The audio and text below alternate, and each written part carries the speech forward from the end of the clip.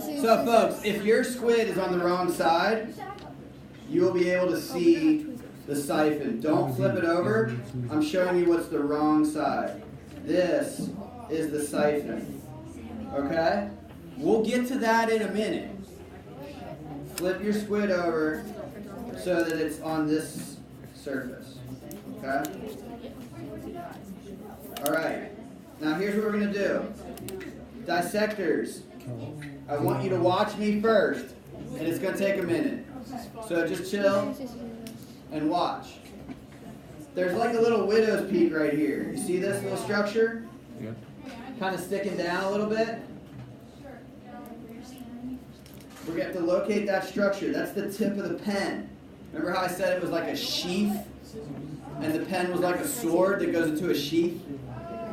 All we have to do, eyes up here right now please, 100% of eyeballs up here, is we just clip. Now, to cut with the scissors, you may have to like go down like this a little bit. If you try to clip just at the end, it won't cut. So you have to like give your scissors a little bit more torque and force. You just cut that right off, and then if you squeeze it a little bit, or if you just tease back the skin of the mantle here, this is where having your forceps is super handy. We can try to find that pen. Sometimes it kind of pops right out. When I peel this back a little bit, I got it. Now watch. You're going to grab a hold of this, and it's going to come right out. So now I have a pen.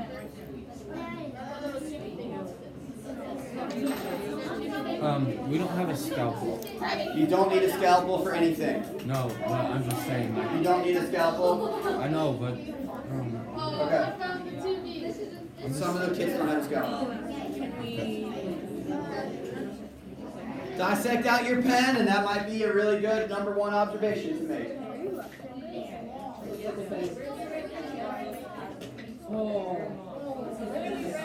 The assistant should be helping too. On paper.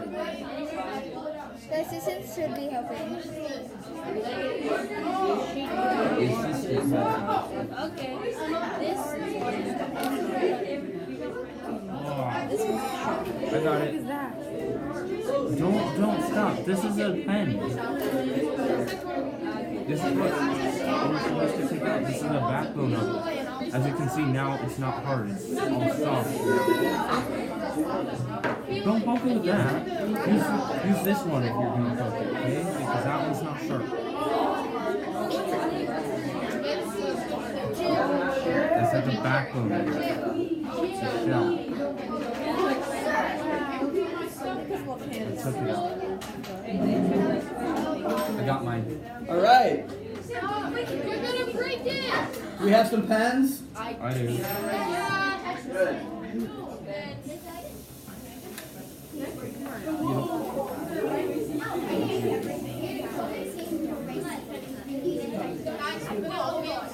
Do you have it? Nope. Okay. So, you see the tip of that right there? Use the back of your scissors and cut that off. And then, if you're lucky, you should find cut that. Aiden. Oh no, I can't. No, you gotta do it. Aiden, it's told her to cut something, not you. She's the assistant. Yes, so she wants to cut something. Okay, but I cut a tiny piece off and put it So what? It's one big thing. You cut it to the end and then you take it out. Yes, it is. So you gotta cut something. Not the entire time. Ladies and gentlemen, allow me to stress for you the importance of staying in your place. No, I'll help. Sit, please. If you guys get stuck on something, please ask me. Okay? I want you to have the opportunity. Can I understand? All right. So, everybody should be able to get the pen out. Good job. Seems like we're almost there.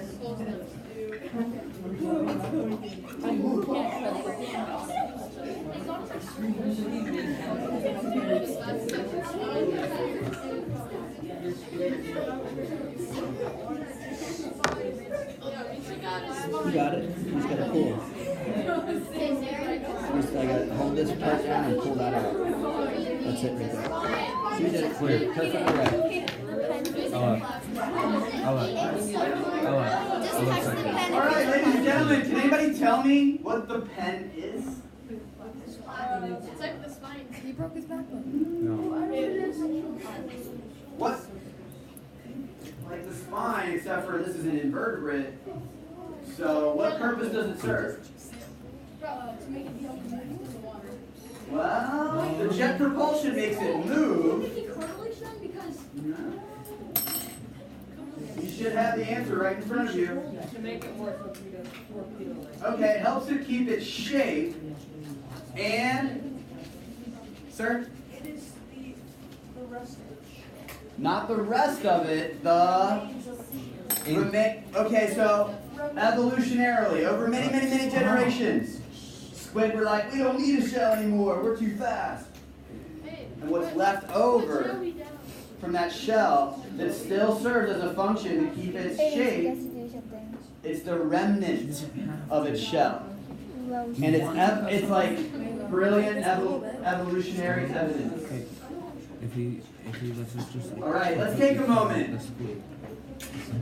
Let's look at the eye. What do you guys notice about the eye? Nathan, what'd you say? Folks, you guys, I don't have to leave at 3:35. Some of you do. Let's stay focused, please. I don't want to spend my whole day asking you for your attention. I know it's exciting, but please be disciplined. Nathan, what do you notice about the eye? There's a little covering over it. There's a covering over it. Put it Good. on the tree. What else do you notice? It's softer than my eye. It's softer, yes, because it's dead. It's more squishy. It's because, It's squishy. yeah. And maybe that's partially an adaptation to the ocean environment as well. I've never touched a live squid's eye. That's a tough one, right? So, what did we discuss regarding the eye previously? Jasmine, what can you tell me about the eye?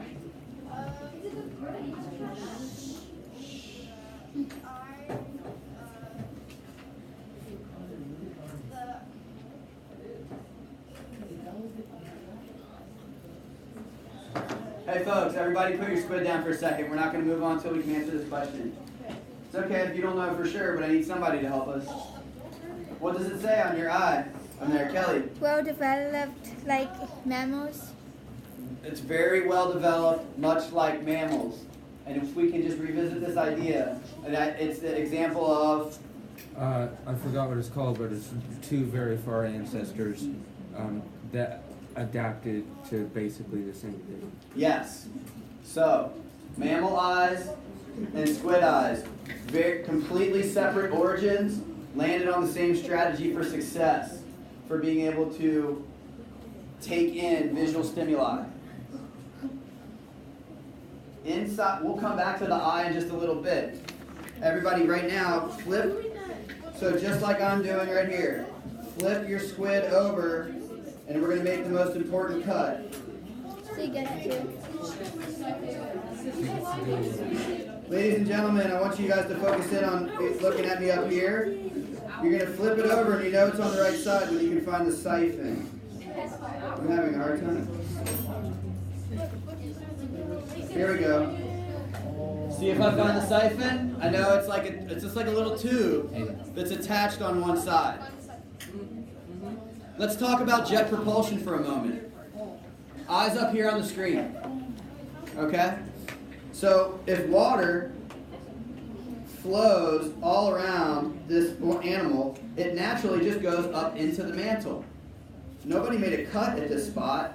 It's just open like that. It's really kind of weird. It's like an open floor plan. And so the squid can squeeze water out of the mantle to shoot it through the siphon. And therefore propel itself like a jet propulsion. Boom, moves really fast. That way it can avoid being prey and find its own prey. That makes it a good predator. Funny to think of this little thing as a predator, right? Okay. So,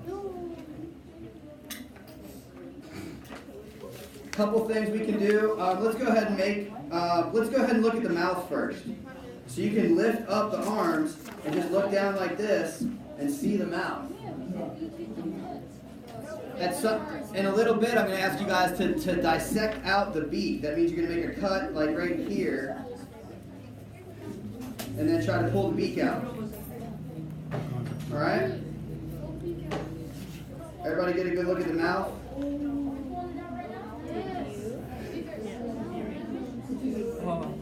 All right. Here we go. I did fish now.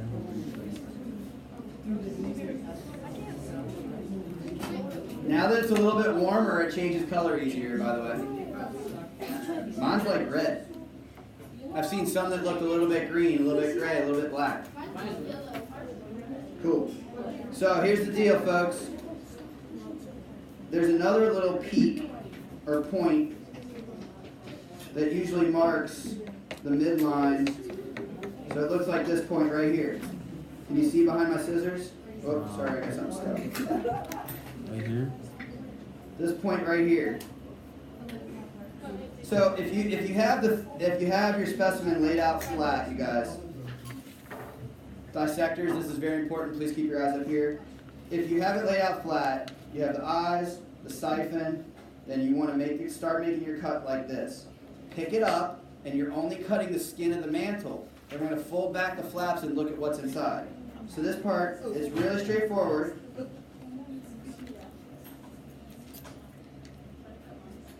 And you cut all the way to the top. All the way to the top. Don't cut your finger. And then just lay it open.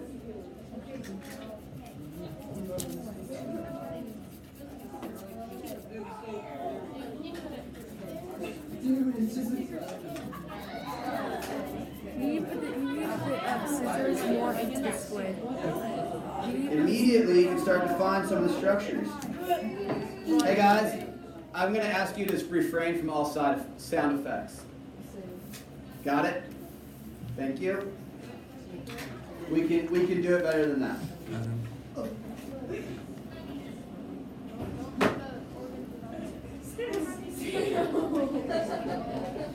All right.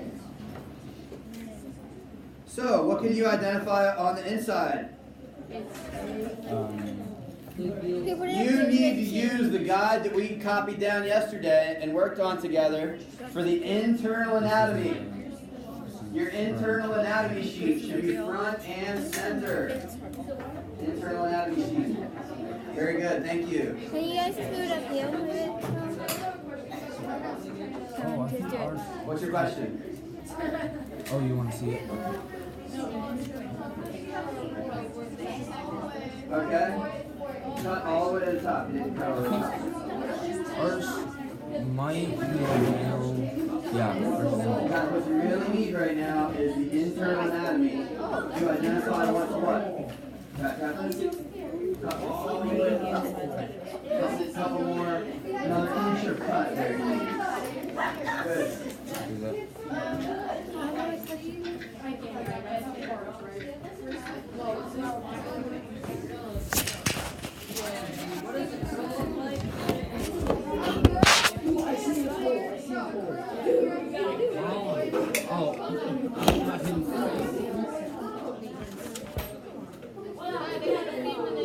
You're still in frame. I'll be in frame.